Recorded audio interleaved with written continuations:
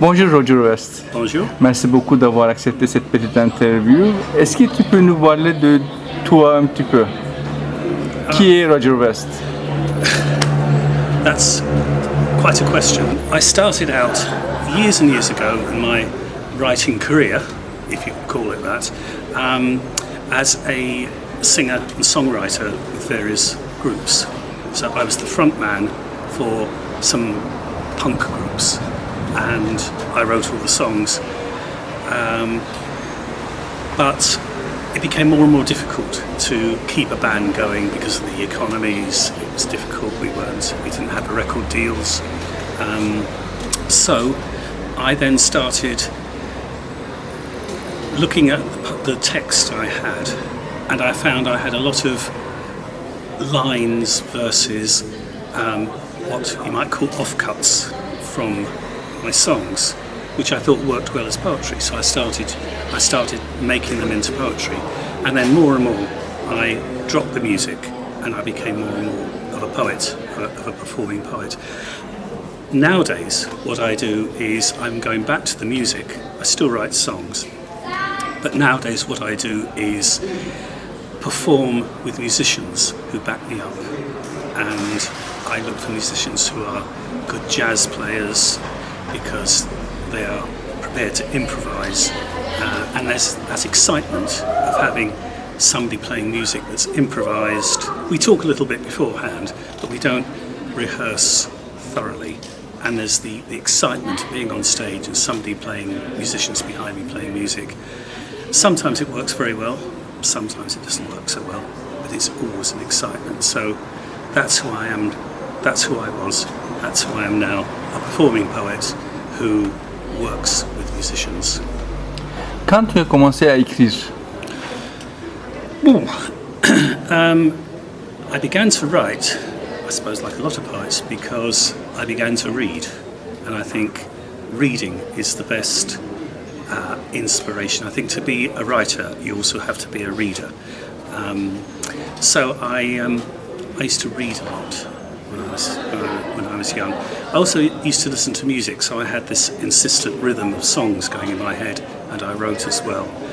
And I started to write, and that's how I started writing songs. But I became interested in writing because I was an avid reader. I suppose I had a bit of a lonely childhood, so I would spend all my time at the public library taking books back, reading them, even though they were probably too advanced for me, and just devouring the rhythm of the words, the sound of the words. And when I started reading poetry, I found if I read it aloud, it inspired me. So that's how I became a writer.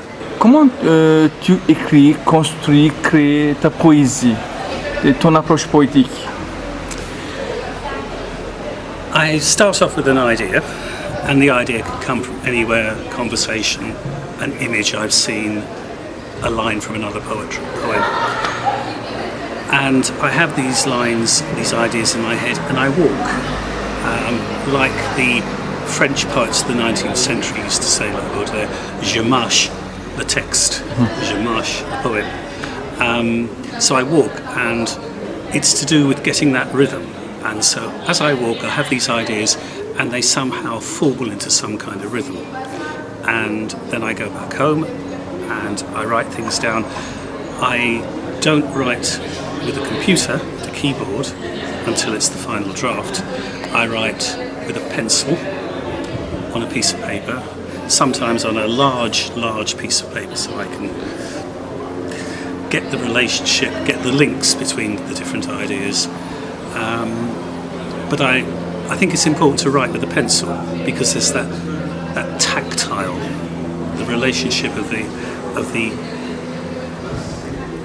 lead flowing from the pencil onto the page, from my hand onto the page. So, and then once it's in some kind of shape, then I put it onto the computer, I write it down, and I put it away, and I come back to it several times. And I then have to make a decision of when it's finished. But it's only finished once I've performed it. And I've been able to hear myself, not just hear myself read it, but hear myself read it to the public. And then when I've read it on stage, then I might go back and revise it. But then that's the final. A friend of mine who's an artist said, a painting is never finished, but it's settled. You settle it. So once my poems are settled, I'm happy. Tu fais des peintures aussi? I don't paint them. No, I don't. Les auteurs qui t'ont marqué, qui t'ont inspiré. Les auteurs. Oh, les auteurs. Well, I'm very interested in the whole historical canon of poetry. So it's hard to pick out one, but it really depends on who I'm reading at the moment. And who I'm really interested in at the moment are the mystical poets, English poets of the 19th century, like Gerard Manley Hopkins, and going back to William Blake. So there, and John Clare, that kind of mysticism, that trying to capture the strangeness of life, but also poets who used unusual ways of describing things. I'm also very interested in the beat poets, the American beat poets of the 20th century, like Kerouac and Ginsberg, because there's a relationship there with jazz music, and that inspires me as well. So that's two. I could say a lot more, but we'd be here for hours if I went through every single poet who's inspired me. Qu'est-ce que tu penses de la poésie actuelle, francophone ou anglophone? Poetry, French poetry, comes from a different tradition than English poetry. English poetry, at the moment, I think has kind of lost a certain something. When I hear French poets, francophone poets, read at poetry festivals, I can hear the links that go back through the great poets of the past, not just French, but Greek, Spanish, Italian. When I hear some poets, there aren't so many poets that I come across in the United Kingdom that do the same thing. I'm disappointed sometimes when I see certain poets in the United Kingdom who are ripping up traditions. They're making a choice not to be influenced by the past. You see that a lot in lots of different art movements, not just literature but also in art. We throw away the past in order to create something new. And I think I'm much happier with lots of the poetry I hear in France because it acknowledges the past. It may break the rules, but it still acknowledges the past, the canon of poetry going back to ancient times. Traduction. I do translate poems from French into English, or from other languages like Arabic, Persian, via French into English. Never very happy with a translated poem. I think poetry needs to be translated into as many different languages as there are people who want to read it, because there are some great poets who are living and dead, who are writing in languages that not everyone can understand. So we need to have access to Dante, we need to have access to Goethe, to Schiller, to Baudelaire. We need to have access to those poems. And I think that's very important. What we have to realise is if we're reading a translated poem, no matter how good the translation is, we're not engaging with it in the same way as someone who will be reading that poem in the original language. One other thing is I've seen too many poems translated by people who are not poets or professional translators, and I think I'm prepared to read a poem from another language translated into English or French if it's been translated by a fellow poet, because I know they will have the sensibility. But if it's been translated by a professional translator, it sometimes loses that energy, that spark. Est-ce que la poésie, l'art, est un besoin, une nécessité pour les autres, pour les gens?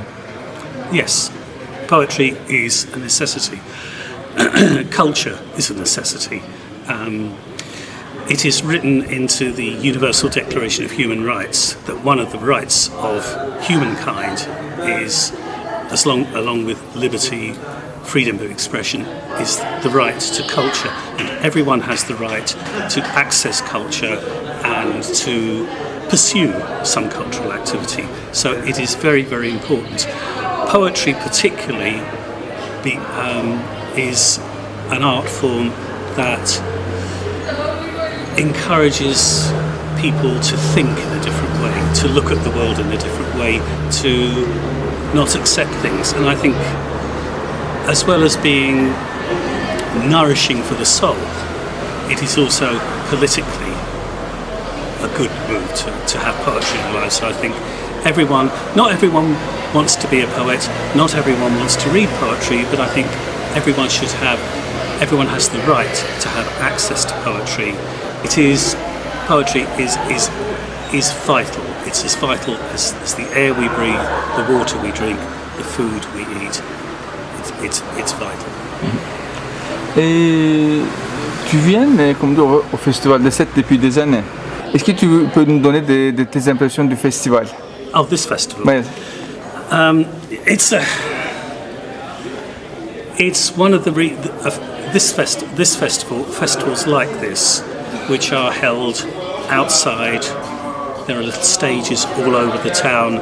You can walk around and just come across poetry being read, music being played. It's very, very exciting. It puts poetry into the heart of everyday life, into la vie quotidienne. It's in the streets, it's there in front of in cafes and that. So it's a wonderful opportunity just to bathe in poetry, to let the poetry surround you, let the poetry come to you. You're not going to like everything, but there is poetry. You are living in the world of poetry, and I think it's one of the festivals that a lot of poets come to. I sometimes go to poetry festivals, and it's only people who read poetry who go there. But this is a festival where poets come, even if they're not performing. They come to hear other poets. They come to be inspired and to make contacts. So I think it's a very, very, very, very important festival. Comme poète, il faut prendre inspiration de tout, on dit, dans la vie. J'ai vu ça, ce graffiti sur un mur en Sète. Je pastisse avec le diable. Je pastisse avec le diable, je champagne avec le Christ, un apéro de pain et vin quand mon cœur est triste. Je l'absinthe souchon avec le Bouddha, je tisane avec Mohammed, je non alcoolise avec les prophètes afin de monter au sommet. Je marque avec les trois archanges et je calve avec Uriel. Je cognac avec les autres pour les voir au pluriel. Je Bloody Mary avec Maria sanglante. Je tequila avec les déesses. Je margarita avec la Vierge. Et puis je vins de messe avant de tomber sur mes fesses. Je curaçao avec le curé. Je prosecco avec le prêtre. Je armagnac avec l'archevêque pour fêter ses vedettes. J'eau de vie avec mon esprit de vie, je gazole avec mon essence, je soupline avec ma souplesse, j'absente avec mon absence. Tu écris ça en français? company in français. This is a poem inspired by a conversation with my poet friend from Iraq, Ali Tareb, a conversation about the brutality of everyday life in Iraq and how it had become almost casual everyday occurrence. They beheaded my father this morning. They beheaded my father this morning. Somebody filmed it on their iPhone and uploaded it to YouTube. Someone else sent me the link. I watched it on the subway on the way into the office, knowing it'll barely get a mention on the evening news. They beheaded my father this morning, the wicker basket lined with a checked cloth. Afterwards, the warden knelt to gather the four corners and knot them together and bore the parcel gently away like a gift for his fairy tale grandmother. They beheaded my father this morning. People came out from the market to watch. When it was over, they went back to their shopping, filling their baskets with tomato, yam, marrow, papaya. They beheaded my father this morning. His work finished, the executioner drank his coffee in a nearby cafe. Unmasked now in anonymity, but still recognisable by his stench. They beheaded my father this morning, and now I have to write to let people know. I hesitate over which verb to use. The functional beheaded, the more classical decapitated, or the unspecific executed. But opt in the end for something befitting the casual brutality. They chopped my father's head off this morning. Now, who will drive my poor mother to the funeral? This is for Jack Kerouac, whose 100th anniversary of his birth was last year. He didn't make it even halfway through his life. But Jack Kerouac was attracted to the yin and the yang of the haiku, the very precise haiku, and the more expressiveness of jazz music. And he wrote lots of haikus. So this is Jack Kerouac, A Life in Haiku. 1. You think you know him, brawling Breton Buddha boy, but you don't know Jack. 2. Bewley Street, Beaulieu. Father hollowed, swallowed booze, mother haloed saints. 3. Cadillac Highway, desert sky to rolling surf, freewheeling freestyle. 4. Now beat to his socks, phoretically speaking, the froth on the wave. 5. Ginsberg, O'Hara, Burroughs, Baudelaire, Rambo, all bases covered. 6. Bebop, bird, cool train, mellowing into Mingus. Frazzle dazzle jazz. 7. Lester Banks, left bank, miles into kilometres, knows Parker. 8. La Nuit et ma femme, luncheonette, cocktail bar, space hopper neon. 9. Red, blue, ribbon run, endless Smith, Corona loop, typing, not writing. 10. Rusty vein skaghead, spontaneous combustion, dash, connecting, breath. 11. Haiku, right on cue. Words curling, then curtailing, need more syllables. 12. Kowtowing to Zen, Marx McCarthy, yin and yang, the soul's abattoir. 13. Charmer, self-harmer, karma, llama, dharma, bum, farmer, ceutical. 14. Your liver failed you, that 10 a.m. glass of whiskey or that barroom fight. 15. So, hit the road, Jack. The empty sky, your witness that you will be back. Encore en anglais.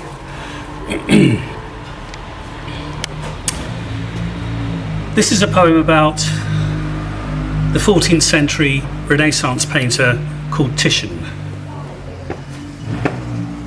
Before Titian came along, painters of that era didn't use the colour blue because it was too expensive. But Titian, he invented he invented the colour blue.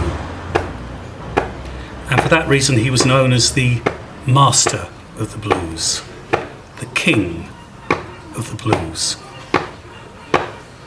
Mussel shell, tuna fin, cuttlefish, ink, pyrite, powder, azurite, zinc, cerulean, celadon, cadet and celeste, crow's wing, gull feather, robin egg, raven's nest, midnight, diamond, Byzantine slate, imperial Prussian, palatinate, the heart of the spark at the heart of the flame, ferro, cyanide, blood in the vein, kingfisher, starfish, silver lake and capri, peacock, periwinkle, anemone, indigo, aqua, ultramarine, French fig and damson and aubergine, cornflower, columbine, lapis lazuli, Indian Ocean, Mediterranean Sea, ice cap, polar night, magnetic ash, rock salt and cobalt and thunderbolt flash, Berber and Breton, Ceylon and Chartreuse, Jesuit, sacristan, Laverge, Douloureuse, turquoise and teal, Tiffany,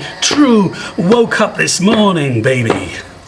Yeah, I woke up this morning, baby. I woke up this morning, baby. I had all of those blues. All of those blues. All of those blues. All of those blues. This is a poem about Theseus, the hero, in inverted commas, of ancient Greece. When Theseus sailed his ship across the Mediterranean after pillaging and plundering and raping women, he came back to Athens. He was acclaimed by a hero, and it started the rise of Athens as the great city-state of the Mediterranean. And as a symbol of the power of Athens, they kept Theseus's ship. They kept the ship of Theseus as a reminder of that power. But over the years, the ship started to perish, and it was replaced bit by bit. And that gave rise to the question posed by ancient Roman philosophers, and is still posed by philosophers today: if the ship of Theseus is replaced till it becomes a complete replacement, is it still the ship of Theseus? So, this is called City-State of Athens, Policy Document for the Preservation of the Ship of Theseus. 1. Uplift the nails. Extract the nails one at a time, keeping the structure in place. Melt down the metal to make ammunition to use against the demonstrators. 2. Uplift the decking. Take up the planks one at a time, replacing each one with a replica. Use the wood to make coffins for those killed by government troops. 3. Uplift the sails. Take down the sails one at a time, replacing each with a replica. Use the cloth to make shrouds for the dead. 4. Uplift the rigging. Take down the masts one at a time, replacing each one with a replica. Cut the masts into poles to make handles for the pole bearers. 5. Uplift the oars. Take out the oars one at a time, replacing each one with a replica. Shape them into tools to dig the graves. 6. Now consider, is it still the ship of Theseus? 7. Scrub and scour the surfaces to get rid of the memory of the abused and abandoned women.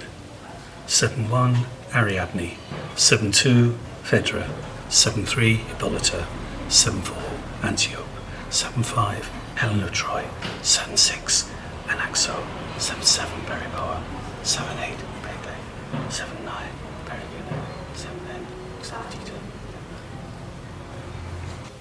Merci beaucoup.